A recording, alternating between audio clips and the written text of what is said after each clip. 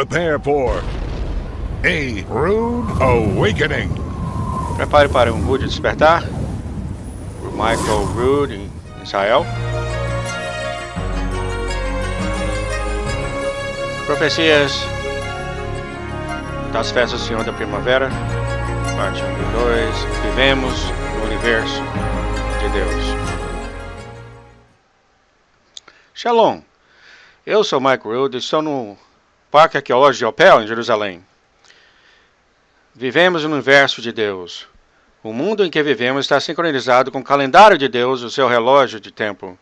O Sol e a Lua estão ligados em um equilíbrio perfeito e natural, que é muito mais preciso do que as engrenagens e molas e fios de qualquer relógio suíço. A passagem de dias, semana, meses e anos continuam a ser contada pelo Todo-Poderoso, do mesmo jeito que ele vem contando desde o início. Se a gente entende ou não o cálculo de tempo do Criador, não faz diferença alguma nos planos deles. Seu cálculo de tempo é claramente detalhado nas escrituras hebraicas, mas o mundo ocidental tem completamente abandonado o cálculo de tempo de Deus e tem adaptado um calendário pagão nos quais todos os dias da semana e os meses do ano estão atrás de um Deus pagão. Dias, semana, meses e anos, todos mostram um tempo completamente fictício. É como se os ponteiros tivessem sido quebrados do relógio. Nós não temos nenhuma ideia de que horas são, mas o Criador sabe exatamente que horas são. E Ele quer que seus filhos saibam dos tempos e estações. Vamos voltar bem no começo, em Gênesis, para descobrir o cálculo de tempo do Criador. O profeta Isaías disse que o Deus Todo-Poderoso, bem acima dos que todos os poderosos da terra, contando o fim desde o início, desde os tempos antigos, ele tem declarado as coisas que ainda não aconteceu, como se elas já tivessem acontecido. Ele já tem falado para a gente as coisas do fim desde o início, dos tempos e das estações do Senhor. Junte-se a nós, nos estúdios de televisão, onde essas apresentações de vídeo das profecias das festas do Senhor, onde foram gravados perante os estudantes de profecias bíblicas, montados pelo Clube de Profecia. Esse é Estudo Básico Bíblico 101. Agora, episódio 6 da série de 26 partes sobre as profecias das festas do Senhor. Vivemos no universo de Deus.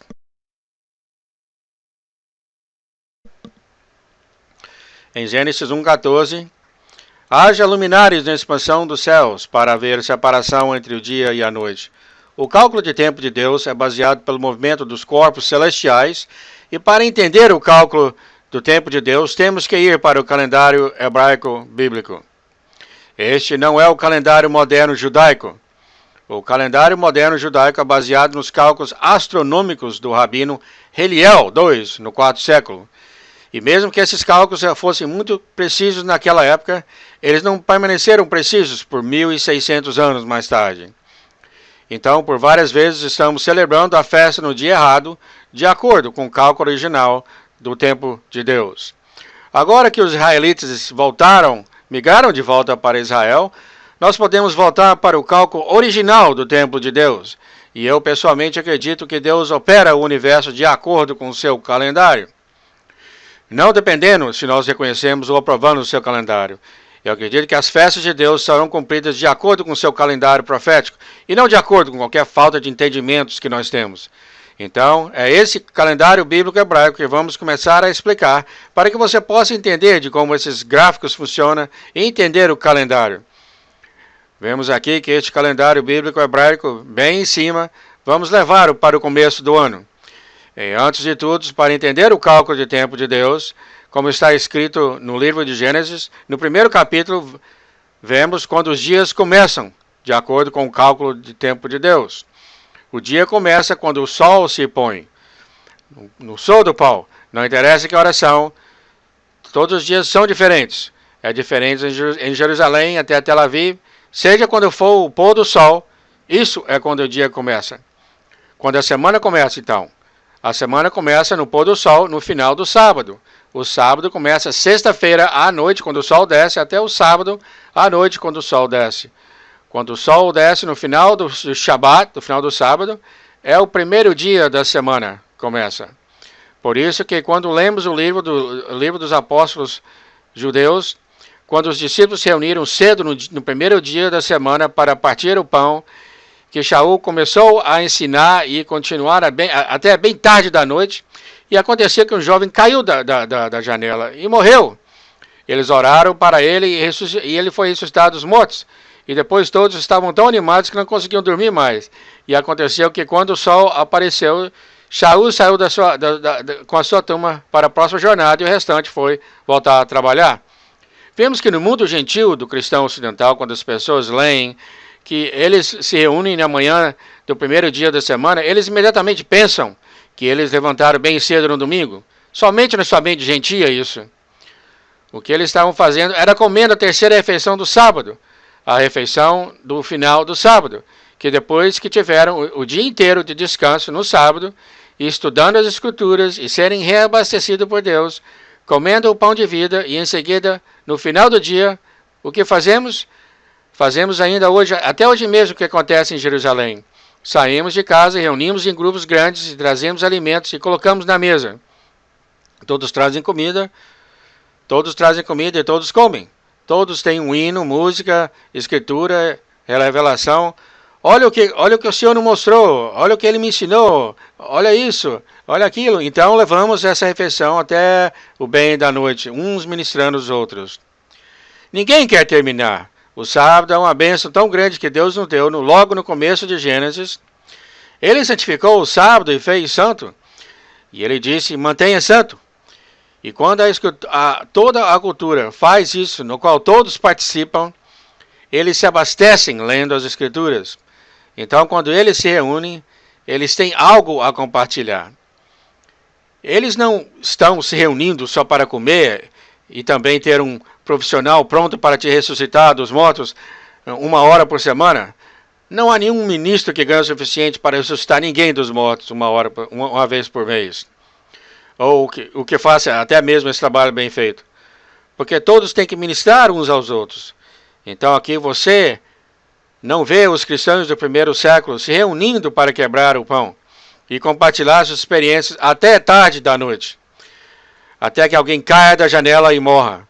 Eu acredito que é por isso que as janelas foram criadas, para manter as crianças de cair no final da tarde do primeiro dia da semana, no meio da noite. Está brincando. Então temos que ter uma perspectiva da igreja do primeiro século para compreender que esses são os judeus, que estão se reunindo como eles têm feito por décadas e fazendo as mesmas coisas. Vemos também que é uma coisa bem saudável e que todas as sinagogas começam em casa. Foi Constantino que começou a criar catedrais do jeito de um teatro e ter um profissional pago lá na frente. Esse tipo de forma não deixa o corpo de crentes funcionar direito, porque se todos forem a um ministro, então a forma está errada. Agora, esta é uma boa forma aqui, hoje à noite, para propagar muita informação em pouco tempo. Essa é uma boa forma. Mas essa não é a forma que permite que o corpo de crentes para participarem e ministrar uns aos outros. Tem que ser uma forma de compartilhação. Todo mundo compartilha. Cada um ministra uns aos outros. Cada um crescendo na plenitude e estatura do Messias. E esse é o objetivo. Bom, chega de pregar, vamos voltar ao calendário. Quando os meses começam, de acordo com o calendário de Deus? Os meses começam quando o primeiro feixe de luz aparece na lua. E há um micará, ou ensaio, para que saiba do jeito que isso é estabelecido. Mas, basicamente, quando o primeiro raio de sol aparecer na lua, é a lua nova. Esse é o primeiro dia do mês. Com o tempo, a lua fica cheia de novo e depois começa o sol a desaparecer novamente. E depois que aparece o raio de sol, começa novamente a lua nova. Então vemos aqui que o ciclo lunar mensal é exatamente 29,5 dias.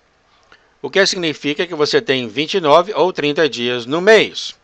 Um ou outro, dependendo da vista dos primeiros raios de sol na lua. Então, a próxima pergunta seria, quando o ano novo começa? Para ver quando o ano novo começa, antes de tudo, gostaria de que olhassem para o gráfico e procurem o mês Abib, do jeito que está escrito na sua Bíblia, quando fala que o mês é de Abib. Em hebreu seria pronunciado Aviv. Às vezes eu escrevo Abib e às vezes eu escrevo Aviv. Depois do cativeiro da Babilônia, isso foi renomeado como o mês de Nissan. Alguns falam que o mês de Aviv é geralmente a primeira lua nova após o equinócio vernal, mas isso não é do jeito que determinamos.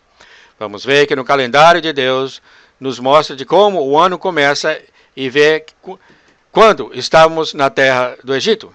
Na época que Deus mandou uma praga de chuva, de gelo, um pouco antes do êxodo, que destruiu a cevada, porque a cevada estava Aviv, mas não machucou as outras lavouras. Agora, o que significa a palavra Aviv? Antes de tudo, está se referindo ao nível de maturidade da colheita da cevada. E foi então no mês de Aviv da cevada que saímos do Egito. E Deus falou, isso será o começo do ano para você, o começo dos meses, porque no mês de Aviv você saiu do Egito. No mês de Aviv, quando a cevada estava Aviv, choveu granizo e destruiu a cevada porque ela estava Aviv, ou madura. Então Deus nos deu essas condições para o começo do ano. Sabemos que quando chegamos na terra de Israel, tínhamos de ir para Jerusalém para a festa dos pães asmos, a cada ano, no mês de Aviv. Então, quando fomos para a festa da Páscoa, durante a festa dos pães asmos, tínhamos de colher 10 porções da nova cevada. Então, a cevada tem que estar preparada e madura durante a festa dos pães asmos. Então, sabemos que 15 dias antes, que a cevada tem que estar Aviv. Então, seja o que Aviv significa, 15 dias antes, a cevada tem que estar preparada para ser colhida. Talvez você vai ter que ouvir essas fitas mais algumas vezes para saber o que eu estou falando, para ficar mais... Mas eu vou tentar falar bem claro aqui para você. Seja qual for o significado de Aviv, sabemos que em 15 dias ele tem que ser colhido. Este é o primeiro mês do ano. Falaremos mais tarde isso, mais tarde. O que estamos vendo é que o primeiro mês é chamado mês de Aviv. E depois do cativeiro na Babilônia, também foi chamado Nissan. E isso corresponde no calendário gregoriano, ou o que gosto de referir como calendário pagão, como março e abril. Seguindo o calendário, vemos o segundo mês chamado Iyar, e o terceiro mês, Siwan. Olhando então para o quarto mês, vemos o mês do calendário judaico como o mês de Tammuz. Mas o que é Tammuz? De onde veio esse nome?